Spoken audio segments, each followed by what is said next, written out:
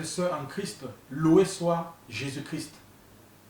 Aujourd'hui, 1er juin, nous commençons cette prière au précieux sang. Du 1er au 7 juillet, nous aurons dans cette première semaine où nous allons proclamer ce que le sang de Jésus a fait pour nous. Et durant cette première semaine, notre parole de proclamation est « Mon corps est le temple de l'Esprit Saint, racheté et purifié par le sang de Jésus-Christ ».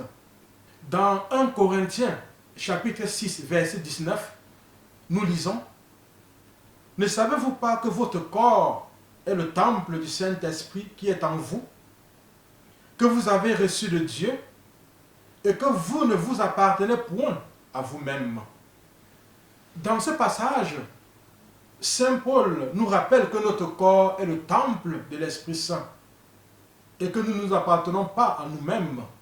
En d'autres mots, l'apôtre des gentils nous rappelle que nous avons été sanctifiés, c'est-à-dire mis à part.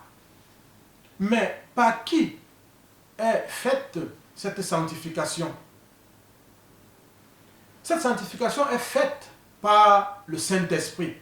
Car en effet, en 2 Thessaloniciens 2, verset 13, nous lisons « Nous devons, quant à nous, rendre grâce à Dieu à tout moment à votre sujet, frères aimés du Seigneur, parce que Dieu vous a choisi dès le commencement pour être sauvés par l'Esprit qui sanctifie et la foi en la vérité. » Ainsi, mes frères et sœurs, dès que nous sommes baptisés,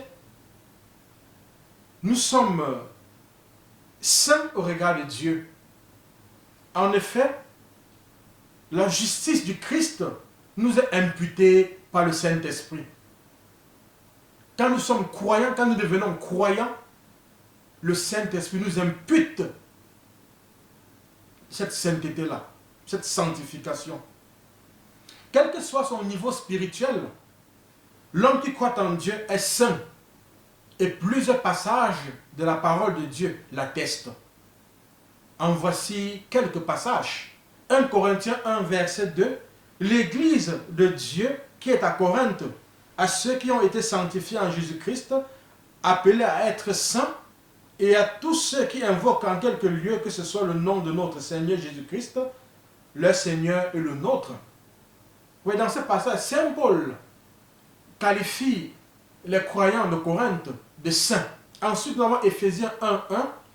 Paul, apôtre de Jésus-Christ par la volonté de Dieu, aux saints qui sont à Éphèse et aux fidèles en Jésus-Christ. Colossiens 1, verset 2. Aux saints et fidèles frères en Christ qui sont à Colosse, que la grâce et la paix vous soient données de la part de Dieu, notre Père. Et le dernier passage que nous pouvons lire, c'est Hébreux 10, verset 10. C'est en vertu de cette volonté que nous sommes sanctifiés par l'offrande du corps de Jésus-Christ, une fois pour toutes. Ce qui qualifie donc le croyant, c'est qu'il est sanctifié, c'est qu'il est mis à part par le Saint-Esprit. Bien que l'homme soit sanctifié, sa conduite ne l'est pas toujours. D'où la nécessité pour l'homme de s'efforcer à vivre dans la sainteté.